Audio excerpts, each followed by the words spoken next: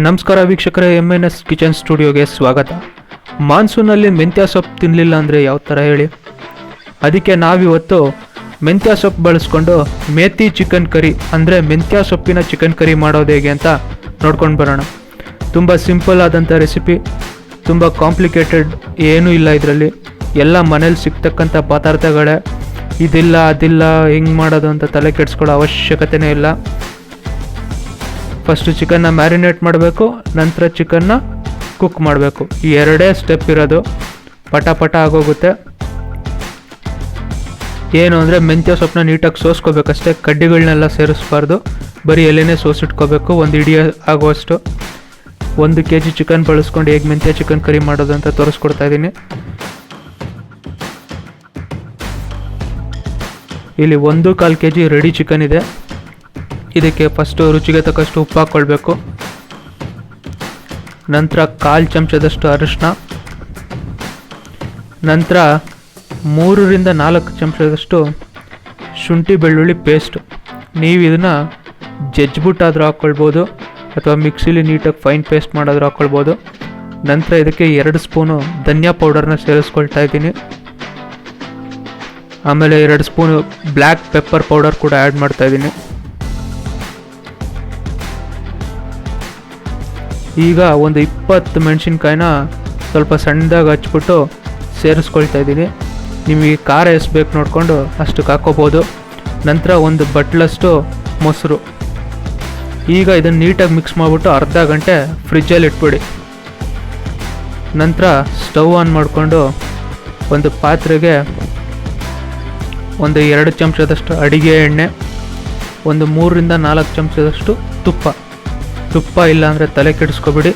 2 spoon ಎಣ್ಣೆನೇ ಜಾಸ್ತಿ add ಮಾಡಿ. ತುಪ್ಪ ಹಾಕಿದ್ರೆ ಟೇಸ್ಟ್ ಸ್ವಲ್ಪ ಚೆನ್ನಾಗಿರುತ್ತೆ ಅಷ್ಟೆ.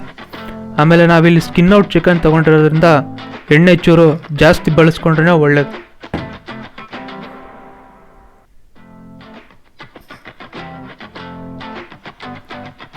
ನಂತರ ಎಣ್ಣೆ ಕಾದ್ಮೇಲೆ 1 ಸ್ಪೂನ್ ಜೀರಿಗೆ ಹಾಕ್ಕೊಳ್ತಾ ಇದ್ದೀನಿ ಮತ್ತು 1 ಪಲಾವ್ ಎಲೆ ಸೇರಿಸ್ಕೊಳ್ತಾ ಇದ್ದೀನಿ. ಜೀರಿಗೆ ಫ್ರೈ ಆದ ನಂತರ 1 ಸ್ಪೂನು ಹಚ್ಚಿರ್ತಕ್ಕಂಥ ಬೆಳ್ಳುಳ್ಳಿ ಹಾಕ್ಕೊಳ್ತಾ ಇದ್ದೀನಿ. ನಂತರ 1 ಸ್ಪೂನು ಜಿಂಜರ್ ಜೂಲಿಯನ್ಸ್ ಅಂದರೆ ಶುಂಠಿನ ಸೇರಿಸ್ಕೊಳ್ತಾ ಇದ್ದೀನಿ. ಜೂಲಿಯನ್ಸ್ ಅಂದ್ರೆ ಇನ್ನೇನಿಲ್ಲ, ತೆಳ್ಳಗೆ ಸಣ್ಣಗೆ ಶುಂಠಿನ ಉದ್ದಕ್ಕೆ ಹೆಚ್ಕೊಂಡ್ರೆ ಆಯಿತು. ಬೆಳ್ಳುಳ್ಳಿ ಮತ್ತು ಶುಂಠಿ ಫ್ರೈ ಆದಮೇಲೆ 4 ಮೀಡಿಯಮ್ ಸೈಜ್ಡ್ ಈರುಳ್ಳಿನ ಸಣ್ಣದಾಗಿ ಹಚ್ಚಿ ಹಾಕ್ಕೊಳ್ತಾ ಇದ್ದೀನಿ. ಸ್ವಲ್ಪ 1/4 ಚಮಚದಷ್ಟು ಉಪ್ಪು ಸೇರಿಸ್ಕೊಳ್ತಾ ಇದ್ದೀನಿ, ಈರುಳ್ಳಿ ನೀಟಾಗಿ ಫ್ರೈ ಆಗಲಿ ಅಂತ. ಈರುಳ್ಳಿನ ನೀವು ಗೋಲ್ಡನ್ ಬ್ರೌನ್ ಕಲರ್ ಬರೋ ತನಕ ಫ್ರೈ ಮಾಡೋದು ಬೇಡ, ಸ್ವಲ್ಪ ಬಣ್ಣ ಬದಲಾಯಿಸಿದ್ರೆ ಸಾಕು ಈರುಳ್ಳಿ. ನಂತರ ಈರುಳ್ಳಿ ಫ್ರೈ ಆದಮೇಲೆ ಇದಕ್ಕೆ ಮ್ಯಾರಿನೇಟ್ ಮಾಡಿರ್ತಕ್ಕಂಥ ಚಿಕನ್ನ ಸೇರಿಸ್ಕೊಳ್ತಾ ಇದ್ದೀನಿ.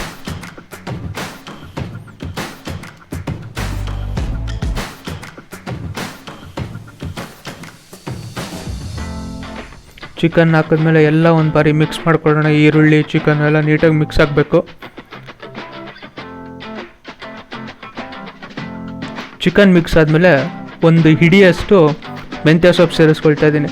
ನೀವು ಚಿಕನ್ನ ಮ್ಯಾರಿನೇಟ್ ಮಾಡ್ಬೇಕಾದ್ರೆ ಮೆಂತ್ಯ ಸೊಪ್ಪನ್ನ ಆ್ಯಡ್ ಮಾಡಿಡ್ಬೋದು, ಅಥವಾ ಈರುಳ್ಳಿ ಉರಿಬೇಕಾದ್ರೆ ಮೆಂತ್ಯ ಸೊಪ್ಪನ್ನ ಹಾಕ್ಕೊಂಡು ಉರಿಬೋದು, ಅಥವಾ ಚಿಕನ್ನ ಮ್ಯಾರಿನೇಟ್ ಮಾಡಿದ ನಂತರ ಮ್ಯಾರಿನೇಟ್ ಮಾಡಿರೋ ಚಿಕನ್ ಹಾಕಿದ ನಂತರ ಕೂಡ ಮೆಂತ್ಯ ಸೊಪ್ಪು ಹಾಕಿ ಹುರ್ಕೋಬೋದು. ಮೆಂತ್ಯ ಸೊಪ್ಪು ಹಾಕಿ ಎಲ್ಲ ಮಿಕ್ಸ್ ಮಾಡಿದ್ಮೇಲೆ 10 ನಿಮಿಷ ಹೈ ಫ್ಲೇಮಲ್ಲಿ ಚಿಕನ್ನ ಚೆನ್ನಾಗಿ ಹುರಿಬೇಕು.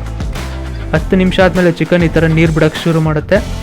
ಈಗ ಫ್ಲೇಮ್ನ ಲೋ ಮಾಡಿಬಿಟ್ಟು ಮುಚ್ಚಳ ಮುಚ್ಚಿ 20 ನಿಮಿಷ ಬೇಯಿಸ್ಬೇಕು. ಒಂದೊಂದು ಬಾರಿ ಚಿಕನ್ನು ನೀರು ಬಿಟ್ಕೊಳ್ಳಲ್ಲ. ಆ ಟೈಮಲ್ಲಿ ಚಿಕನ್ ಬೇಯೋಕ್ಕೆ ಎಷ್ಟು ಬೇಕೋ ಅಷ್ಟು ನೀರು ಹಾಕಿ ಬೇಯಿಸ್ಬೇಕಾಗತ್ತೆ. ಈಗ 20 ನಿಮಿಷ ಆಗಿದೆ. ಚಿಕನ್ ನೋಡಿ ಆಲ್ಮೋಸ್ಟ್ ಕುಕ್ ಆಗಿದೆ. ಇದು ಯಾವ ರೀತಿ ಗೊತ್ತಾಗುತ್ತೆ ಅಂದರೆ, ಈ ಥರ ಎಡ್ಜಸ್ಸಲ್ಲೆಲ್ಲ ಎಣ್ಣೆ ಬಿಟ್ಕೊಳ್ತಾ ಇರುತ್ತೆ ಕರಿ, ಆವಾಗ ಚಿಕನ್ ಬೆಂದಿದೆ ಅಂತ ಒಂದು ಬೆಂಚ್ ಮಾರ್ಕ್ ಥರ ಅಷ್ಟೇ, ಇಂಡಿಕೇಶನ್ ಥರ. ಸಮ್ಟೈಮ್ಸ್ ಈ ಥರ ಎಣ್ಣೆ ಬಿಟ್ಕೊಂಡಾಗಲೂ ಚಿಕನ್ ಇನ್ನೊಂದು ಸ್ವಲ್ಪ ಬೇಯಿಸ್ಬೇಕಾಗಿರುತ್ತೆ. ಈಗ 2 ಸ್ಪೂನ್ ಗರಂ ಮಸಾಲ ಹಾಕ್ಕೊಳ್ತಾ ಇದ್ದೀನಿ.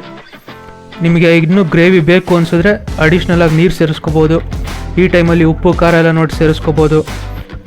ಈಗ ಫೈನಲಾಗಿ ಒಂದು ಅರ್ಧ ನಿಂಬೆಹಣ್ಣು ರಸನ ಸೇರಿಸಿ ನೀಟಾಗಿ ಮಿಕ್ಸ್ ಮಾಡಿ ಸ್ಟವ್ ಆಫ್ ಮಾಡಿಬಿಟ್ಟು ಪ್ಲೇಟಿಗೆ ಹಾಕ್ಕೊಂಡ್ಬಿಟ್ರೆ ರೊಟ್ಟಿ, ಚಪಾತಿ, ಪೂರಿ, ಅನ್ನ ಯಾವುದ್ರ ಜೊತೆಗೆ ಬೇಕಾದ್ರೂ ಸೂಪರಾಗಿರುತ್ತೆ.